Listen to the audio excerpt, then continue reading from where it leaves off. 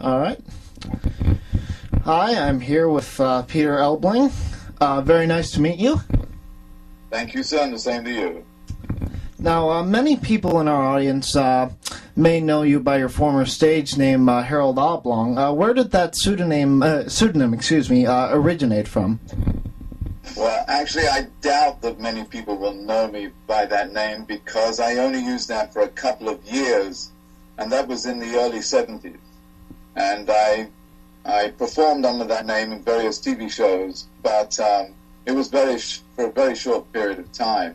My first name is actually Harold, and as a nickname in school, Elbling was corrupted to Oblong, so I made a stage name out of it. But I remember when I reverted back to Peter Elbling, a lot of my friends said, "Oh, thank God." So it was not a particularly successful name. But one of your most popular performances from those days was as the leader of the Undead in The Phantom of the Paradise. Do you have any special memories of working on that project?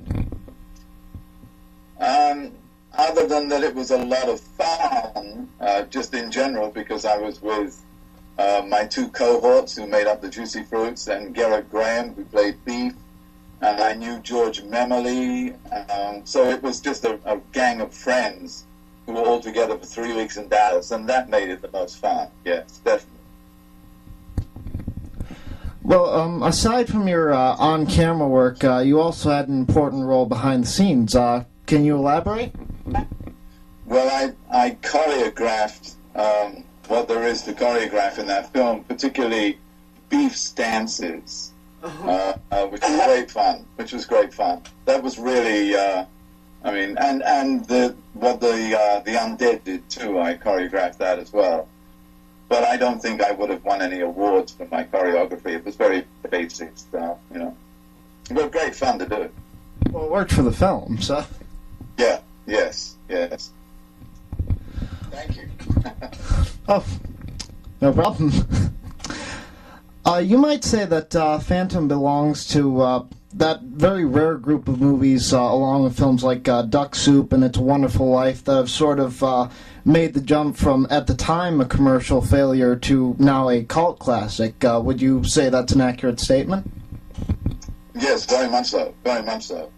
Yeah, at the time, I think... I'm not sure that another film had ever come out like this before, which was both a horror film and a comedy film and a rock and roll film. It had so many different elements in it, and I think at the time they weren't sure how to promote it, which was why it sort of fell through the cracks. But as you say, it's found a great audience. And I don't know if you know, but a couple of years ago, they had a 31st or 32nd Winnipeg, and that was a wonderful, wonderful weekend. It was a terrific weekend. Because in Winnipeg, it ran for over a year in one cinema. Oh, no kidding. No, it was great. So they've always dreamed of doing it again. I mean, having another reunion, this time in Paris, because it was a huge hit in Paris too. And we've all urged them on, but nothing's come of it yet. Well, hopefully something will come of it. So. Oh, it would be wonderful to go to Paris for a reunion. It would be terrific. I'd be the first one there. A couple of years ago, you participated in that reunion concert at Phantom Palooza in, as you've noted, a sort of center for Phantom fandom in Winnipeg. And so how did it feel to sing songs together with those people after all those years? It was like being the Beatles for a day.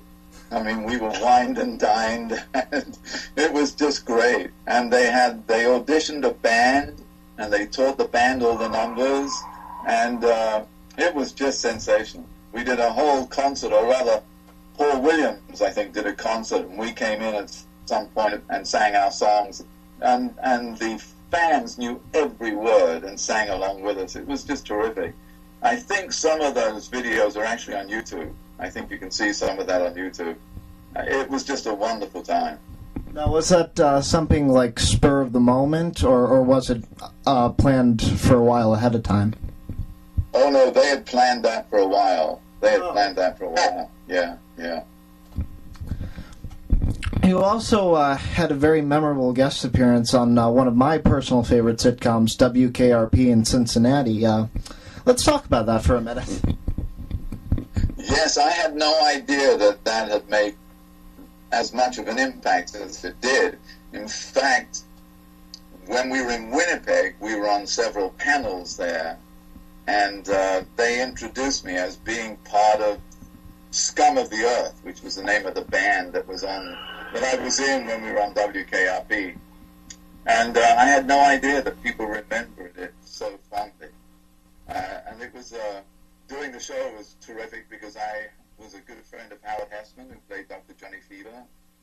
So again, it was one of those family situations, and that always makes it that much more enjoyable.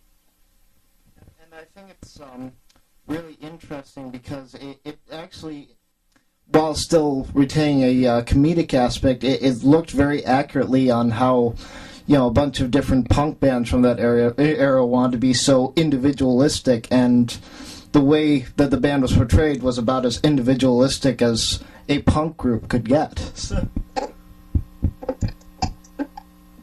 I'm sorry, you cracked up a bit and I missed some of that.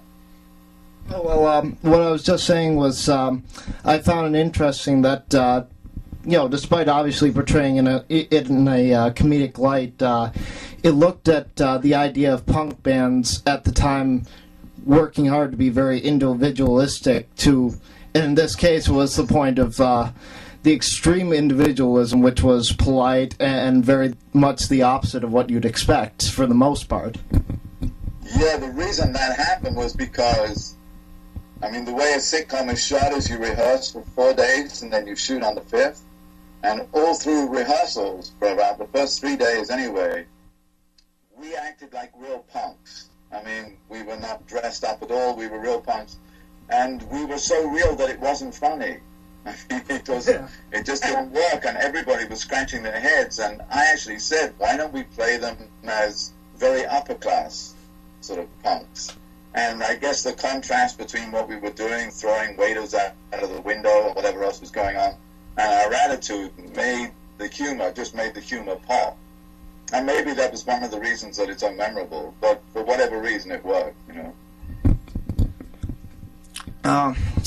Like me, many of your fans are pleased to find that you're continuing a career in music, and if people go to your website, www.peterelbling.com, they can hear you performing with your wife Helen.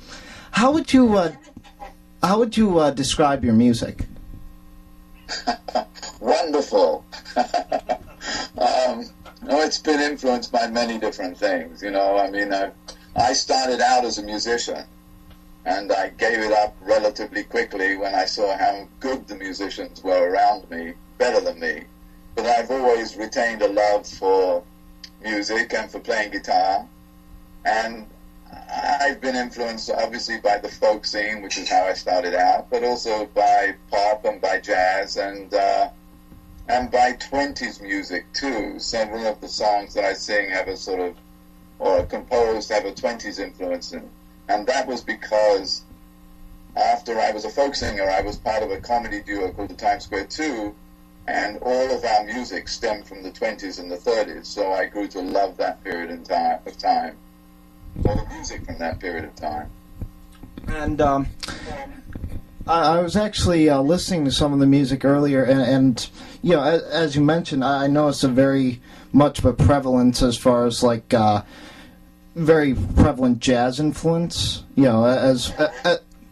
To me, the two that stuck out were folk and jazz, obviously, because the guitar sounded very acoustic, but also used a lot of those sevenths and more obscure chords. So, thank you for noticing.